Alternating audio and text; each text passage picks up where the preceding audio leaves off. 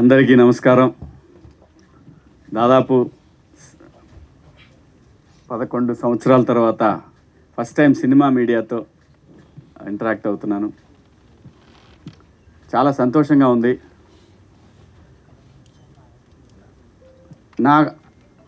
నా లైఫ్లో నా ఫ్యామిలీ ఎప్పుడు ఏమీ కోరలేదు, నా వైఫ్ కానీ పిల్లలు కానీ.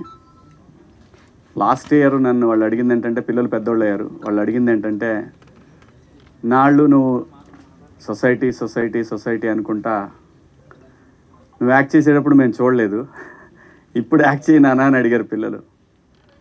సరే, దానికి సరైన సమయం సందర్భం వస్తుంది, వచ్చినప్పుడు మనం అడగక్కర్లేదు. సినిమా ఎప్పుడు కూడా అండి, నువ్వు సప్త సముద్రాల్లో ఉన్న లాక్కొస్తుంది. సినిమాకున్న గొప్ప విషయం అది. అలా ఏదో ఒక రోజు వస్తుందని నాకు తెలుసు. ఎప్పుడొకప్పుడు నేను ఖచ్చితంగా మళ్ళీ కనెక్ట్ అవ్వాల్సిందని తెలుసు నాకు. ఆ సందర్భంలో నేను యాక్చువల్గా ఒక తమిళ సినిమా తీసుకున్నాను, నేను కొన్నాను. నేను ఇంతకుముందు కూడా ప్రొడ్యూస్ చేశాను, తాజ్మహల్ అని మీ అందరూ తెలుసు. ఆ సందర్భంలో విజయ్ సేతుపతి గారి సినిమా ఒకటి కొన్నాను నేను. కొన్నప్పుడు థర్డ్ వేవ్ వస్తుందని మళ్ళీ మొదలుపెట్టారు. అప్పటికే ప్రొడక్షన్, ప్రీ ప్రొడక్షన్ అంతా అయిపోయింది, డైలాగ్ వెర్షన్ అన్నీ అయిపోయినాయి, మ్యూజిక్ కూడా అయిపోయింది, అంతా టెక్నీషియన్లు అంతా సెట్ అయ్యారు, అంతా అయిపోయింది అన్నారు. ఇంకా మనకు దరిద్రం వదలలేదురా, వద్దులేక సరే అయిన వరకు అయిందిలేని అంతటితో ఆపేశాను. ఆపినప్పుడు మళ్ళీ అంతా లాస్ట్ ఇయర్ నేను ఒకసారి సరే నాకున్న సర్కిల్లో ఒక బెస్ట్ పర్సన్ని చూజ్ చేసుకొని ఆయన దగ్గరికి వెళ్దామని చెప్పి వెళ్ళాను. ఆయనే ఈటీవీ బాపినీడు గారు. ఆయన కలిసి ఇట్లా నా దగ్గర ఒక 2 సినిమాలు ఉన్నాయండి, నేనే చేద్దాం అనుకున్నాను, కానీ నాకు అనిపించింది కరెక్ట్ కాదనే భగవంతుడు ఆపాడేమో తెలియదు. ఈ సినిమాలు మీరు చూసి మీరు చేస్తాను అన్నా సరే, లేదంటే మీరు తీసుకున్నా సరే, నాకు ఇది డెడ్ ఇన్వెస్ట్మెంట్ అని చెప్పి ఫ్రాంక్గా చెప్పాను ఆయనకి. ఆయన అంతా విన్నారు. సరే మా టీంకి ఇస్తాను, చూస్తా అన్నారు. అన్న తర్వాత చాలాసేపు చాలా ఆప్యాయంగా మాట్లాడారు. మాట్లాడిన తర్వాత నేను ఒక మాట చెప్తా, శివాజీ చేస్తావా అన్నాడు. చెప్పండి సార్, నువ్వు యాక్ట్ చేయవయ్యా అని అన్నారు. నేను చేయనని ఎప్పుడు అనలేదండి ఎవరితో కూడా. శివాజీ రాజకీయాల్లోకి వెళ్ళిపోయాడు, సీఎం అవుతాడు, పిఎం అవుతాడు అని జనం ఊరికే అనుకున్నారు. నాకు అసలు రాజకీయాల్లోకి ఎప్పుడు కూడా వెళ్ళాలని, రాజకీయ పార్టీలో ఉండాలని నేను ఎప్పుడు అనుకోలేదు. కేవలం ఆ రోజున్న ఎమోషన్స్, ఆ డివిజను, ఆ ప్రాంతం అనే ఎమోషన్ తోటి నేను ప్రజల కోసం కనెక్ట్ అయ్యాను. రాజకీయాలు నేను ఎప్పుడు కూడా చేయాలనుకోలేదు, చేయలేదు కూడా. సో నన్ను అలా ఇంకా శివాజీ రాడు సినిమాలు చేయడానికి కొని చాలామంది అనుకున్నారు కాబట్టి అలా అవాయిడ్ అయిపోయానండి నేను. మీరు ఇస్తే చేస్తా సార్ అన్న, మీరు చెప్పండి ఏదన్నా ఉంటే చేస్తానన్నాను.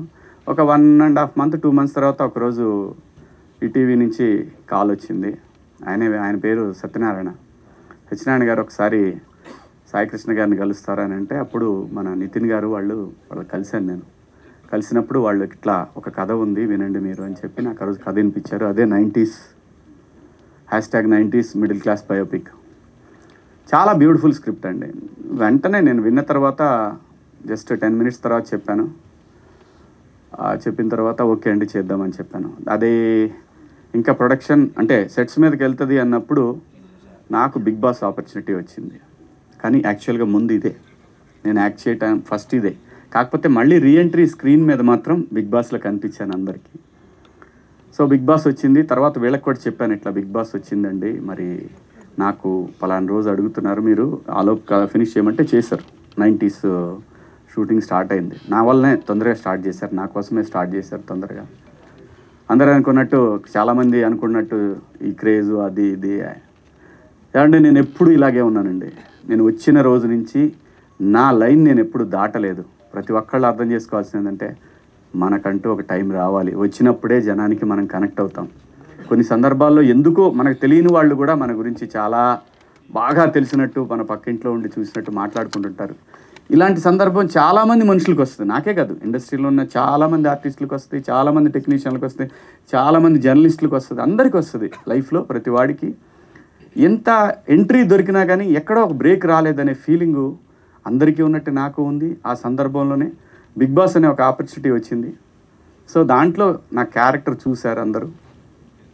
నేను రియల్ లైఫ్లో కూడా ఇలాగే ఉంటాను. నాకు వచ్చింది నేను ఎప్పుడు నా చుట్టూ ఉన్న వాళ్ళకే పంచాను. ఆ విషయంలో నన్ను బాగా దగ్గర తెలిసిన మీడియా మిత్రులందరికీ తెలుసు. నాకు ఎంతోమంది అవకాశాలు ఇస్తే నేను నా చుట్టూ ఉన్న వాళ్ళకి చాలామందికి అవకాశాలు ఇచ్చాను. అందుకే నేను ఆ ఫ్లోలో అన్నాను, నాకు అది ఇష్టం, బతుకు బతికించు నీ చుట్టూ ఉన్నవాళ్ళు. ఎందుకంటే బతకడమే కష్టమైపోయిన ఫ్యామిలీ నుంచి వచ్చిన మనిషిని కాబట్టి, బతుకు వీళ్ళకి తెలుసు కాబట్టి, ఈరోజు కూడా నేను నమ్మేది ఒకటే, నీకు ఉపయోగపడినా పడపోయినా నీ చుట్టూ ఉన్న వాళ్ళకి ఎవరికైనా ఉపయోగపడిద్దా? పిల్లలకు కూడా అదే చెప్తాను నేను. నాన్న అది మనకు దూరంగా ఉన్నా సరే వాడికి ఉపయోగపడిద్దా, చేసేద్దాం, మనకి తర్వాత వేరేవాడు చేస్తాడు మనకి. ఆ పద్ధతిలో ఉన్నాను కాబట్టి దేవుడు ఈ రోజున అదే నేను అంటాను, నమ్మి నిజాయితీగా ఉంటే ఎప్పటికీ సక్సెస్ ఏదో ఒక రోజు, ఆఖరికి నువ్వు 80 సంవత్సరాల వయసులో ఉన్నా కూడా నీ దగ్గరికి వస్తుంది. అది ఈ భూమి మీద నువ్వు బతుకున్నప్పుడు ఆ సక్సెస్ నువ్వు చూస్తావు. ఇది బెస్ట్ ఎగ్జాంపుల్స్ చాలా ఉన్నాయి. మీ కళ్ళ ముందు శివన్ ఉన్నాడు 50 సంవత్సరాల తర్వాత. అబ్బా అందరూ శివన్న శివన్న శివన్న అని చెప్పి మీరు అంటూ ఉంటే అనిపించింది, ఓకే నేను ఇన్ని సంవత్సరాల నా ఘోషని భగవంతుడు విన్నాడా? వినిన తర్వాత నిజంగా చెప్తున్నాను, హౌస్ నుంచి వచ్చినాక ఇంతకుముందు సిరీస్లు చేసిన వాళ్ళు చాలామంది, ఎవరికి కూడా మనం అంత గొప్పగా బ్రేకులు చూసిందేం లేదు. కానీ నాది డిఫరెంట్ కేసు. నేను ఆల్రెడీ సినిమాలు చేస్తున్నాను కాబట్టి నేను వచ్చిన రోజు నుంచి స్క్రిప్ట్లు వింటానే ఉన్నాను. అలా అని చెప్పి మనతో పెద్ద పెద్ద సినిమాలు ప్లాన్ చేస్తున్నారని నేనేం చెప్పను. కొంతమంది మంచి క్యారెక్టర్లు చెప్తున్నారు, కొంతమంది హీరోగా ఒక సినిమాలు తీసుకొస్తూ ఉన్నారు.